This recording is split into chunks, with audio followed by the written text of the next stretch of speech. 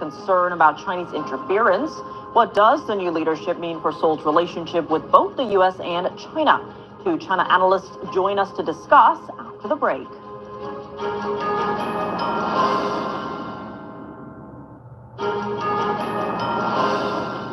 Welcome back. I'm Tiffany Meyer. The House's Armed Services Committee examines the U.S. Army's posture and capabilities ahead of drafting the appropriations bill for fiscal year 2026.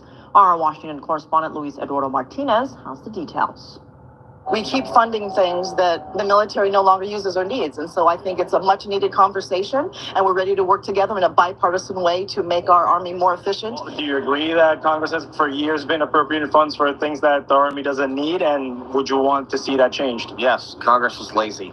We need to be more efficient what we spend money on. And too often we keep spending money on programs just because we always have, not because it's what we need right now. So I think the transformation would be crucial. Democrats and Republicans agreed that Congress has failed to address the budgetary issues that the Army faces. The idea that China is our primary challenge, I agree with, but that challenge is global. It's not just in Asia.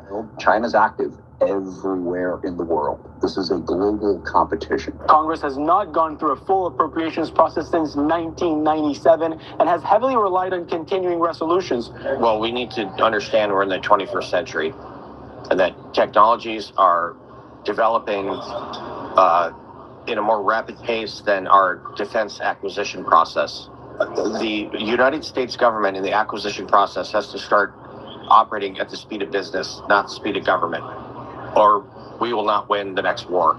The Army's transformation initiative, directed by Secretary of Defense Pete Hegseth, seeks to eliminate obsolete programs from the Army's budget, like the Apache helicopter, the Humvees, and the M10 Booker tank. I mean, this is always a tricky balance, right? And I tell folks, it's not just about the top line spending, it's how is that money being deployed? And I will always come back and focus on the people wearing the uniform, their families, and making sure that we're taking care of their quality of life. Despite the challenges, lawmakers also celebrated the Army's achievements this year. The Army met the recruiting goals 4 months early. And you know why? Donald Trump is the president and Pete Hegseth is SecDef. For the first time ever, the White House's budget request for the Department of Defense for fiscal year 2026 exceeds $1 trillion. Reporting from Washington, D.C., Luis Eduardo Martinez, NTD News. South Korea's new president, Lee Jae-myung, was sworn in today after an election that the White House called free and fair, while also expressing concerns about Chinese interference. Joining us now from Seoul are two U.S.-China relations analysts, Colonel John Mills. He's a senior fellow at the Center for Security Policy, and former U.S. Ambassador at Large for Global Criminal Justice, Morris Tan. He's also the Dean of Liberty University School of Law. Thank you both so much for joining us. Good to see you both. Ambassador, starting with you, now that Lee has won the South Korean elections, given his backing by the Chinese Communist Party, what does his victory mean for relations between the U.S. and China? Well, I think the U.S. recognizes the great power struggle that is happening, that the CCP has been very public about, and is going on all around the world. And so I think, given the gray zone activities that are going on around the world, but including in South Korea, I think that is something that there should be an awareness of. We have reports already that there is searches and seizures, I would deem them illegal searches and seizures, already going on in South Korea. And there's a real danger of political and religious persecution that looks like the Lee administration is not wasting any time to jump into. Very concerning. Well, Colonel, speaking of that, President Trump is expected to have a call with Xi Jinping at some point soon. Do you see Lee's victory impacting the substance of that call? Well, absolutely. And the short two-part message put out by the U.S. government, I think, was very effective at acknowledging that Lee is the president of South Korea. However, and it was quite noted in South Korean media and again in press releases, these are very important nuances and signals. In the same press, that same breath, it also voiced concern over Chinese Communist Party influence. So that actually was a huge message that was actually very well, noted by South Korean media. So yes, this is a full-blown great power competition, as the ambassador said. This is the world on fire, and so it remains to be seen during this call. Is South Korea brought up what is the future of the historic ROC-U.S. alliance? And most importantly, we need to get an ambassador over here. We need an ambassador in place. There is only an acting ambassador. That is really, there's no substitute for a real ambassador who can assert America First values. And digging into that, Ambassador, what about U.S.-South Korea relations? What changes can we expect there? Well, there is concern because there were past statements about the U.S. being an occupying force. There is concern that there will be an attempt to remove U.S. forces that have been the largest deterrent against North Korean aggression, for example. And so there are real concerns here. There were more moderate statements made by Chih-Hsien shortly before the election. We would like to see if he sticks with those more moderate statements and acts on those. That would be an improvement if he does so. And Colonel, what about U.S. troops in South Korea? Has the new president said anything to hint at whether we'll see a drawdown in the U.S. presence there?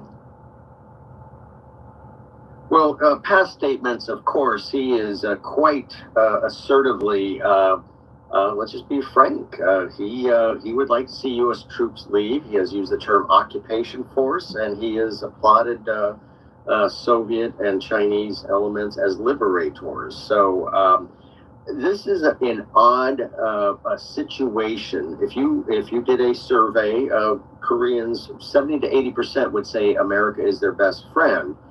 So it's odd trying to understand that in light of Lee being president, who has been quite a questioning of the U.S. ROC alliance. So I think now that he is president, he is going to have to be very careful with his comments and statements and actions, because the South Korean people, I don't think, really totally understood what was going on. And again, they are very strongly pro-U.S., and now there is a president who has questioned the alliance. I think there's a little bit of an orthogonal fit, and this remains to be worked out.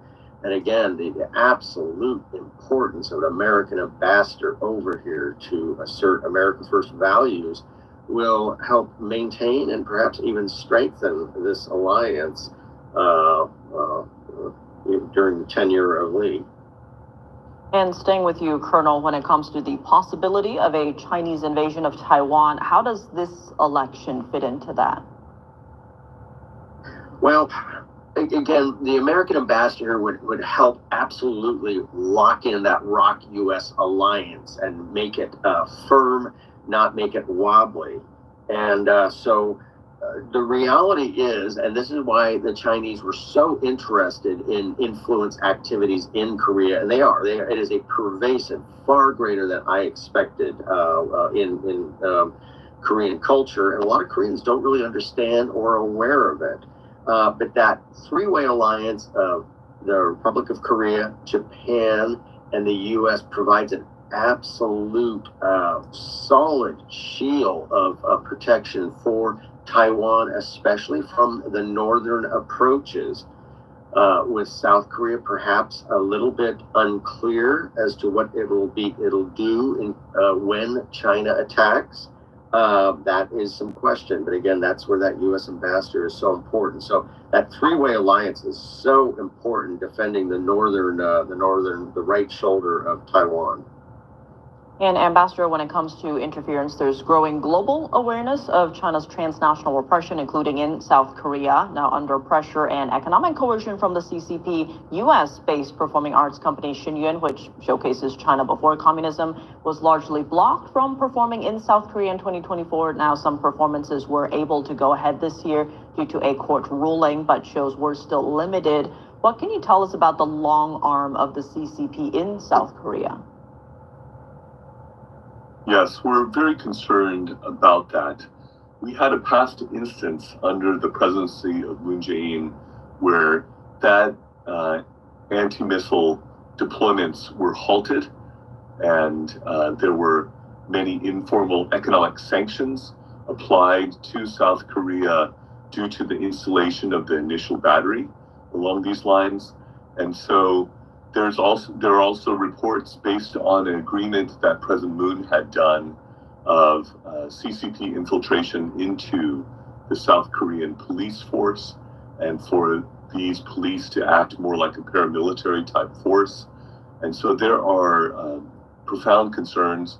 There has also been a flooding of those that the CCP is sending to South Korea. And given the civil-military fusion that is the norm of the CCP, that is of profound concern as well. And in terms of basic liberties and freedoms and rights that should be there in a properly functioning democracy, constitutional democracy, there are tremendous concerns about that moving forward in terms of free expression, religious liberty, freedom of speech, freedom of the press. These are all basic rights and freedoms that should be bolstered and strengthened in the face of past incursions by the CCP and concerns about future ones. And on that note, Colonel, when it comes to countering transnational repression and CCP influence, how could the Trump administration work with the new Lee administration? Could we see Trump leveraging trade or tariffs? That seems to be an approach that he is taking that is targeted the most at the CCP. If you just look at the numbers on the tariffs that have been put forward, that does seem to be an important element. There also has been a movement prior to the election with respect to the economic cooperation between the U.S. and South Korea. We would like to see that things continue to move in that direction. But yes, tariffs are a tool that President Trump is using, and the central country and central party that these are being directed towards is the CCP. And so it would not surprise me to see that approach continue. And Colonel Mills, your thoughts on all of that? Well, there's a lot of tools in the toolkit from the American side to work with South Korea, even if President Lee is in his heart of hearts not liking of the ROC alliance, the U.S. ROC alliance.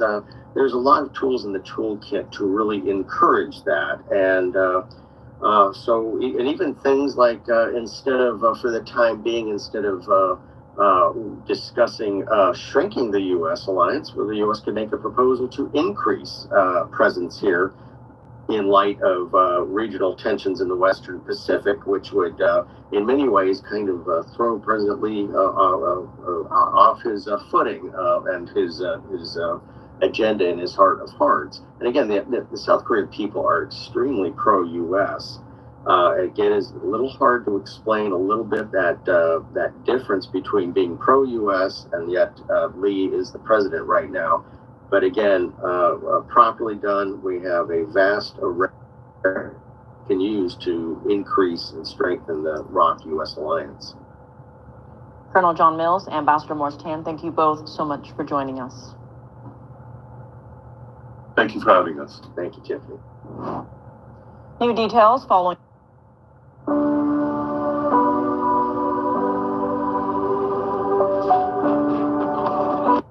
今天我们谈了很多的问题哈，第一个就是令人非常触目惊心的，就是2名中国的研究的学者从境外输入一种叫做合壳镰刀菌，这是一种真菌，对于生物有农作物本身有非常严重的一个破坏，甚至对于人体也会造成伤害。我认为这是一个蓄谋已久的一个中共对美国进行的所谓的粮食恐怖主义或者是一种生化战争的一个执行啊。那么第二个呢，我们就谈了哈佛大学，我认为它已经到了一个无可救药堕落一个地步。为什么？因为明明是国家安全部要求他交出这个中国学生在校园里面的犯罪事实，但是他却是以学生隐私的这样一个名义拒绝交出。同时还请了有史以来第一次请了一个中国籍的女生叫做蒋雨蓉发表演讲。但是演讲当中里面，他居然认为他读的这个科系本身是建立在一种什么样的理念呢？叫做人类命运共同体，而不是宣扬美国的宪政主义或者是立国的精神。所以他根本就是一个间谍学生，就是一个中国共产党党员。他在美国求学的目的就是回去那么有朝一日来对付美国。第三个方面，我们谈到这个小红书的问题，小红书确实有统战的一个作用。而且它是对于台湾人民本身进行一种慢性洗脑的一种统战，所以我们到底该不该禁非常值得一个探讨啊。我个人主张就是限期禁止也许限期1年1年之后我们再来看看要采取一个什么样的对策啊。另外就是关于这一次的美国国防部长的Peter Hegseth 在香格里拉的一个谈话，我把它归结为总体层面、中层层面跟微观层面。我们关注的是微观的层面。微观的层面的意思就是说，这个国防部长一方面警告中共不得侵犯台湾，如果侵犯台湾的话，美国其实会要打一场怎么样必然获得胜利的一种决战啊。最后我们就谈到这个关于美中的这个关税战的问题。基本上美中的关税战有重燃战火的一个迹象，主要是因为川普认为中共违约了，因为中共在日内瓦联合声明当中里面明白了做出要解除对于美国的非关税壁垒，以及28个美国的这个实体关于稀土的这个许可的禁令，但是事实上这个中共是用拖延的方式，拖延这个申请许可的这种行政审批的程序来这个进行一种对美国的反制，所以我认为这个美中的这个贸易战经过了这个谈判战如果贸易破裂的话谈判破裂的话，协议破裂的话，那么会进入到一个所谓的供应链的一个战争。所以这个休战，但是并没有休兵并没有停战，也许在90天之后数完馒头以后，美中的贸易大战还会重启战火。各位新闻到。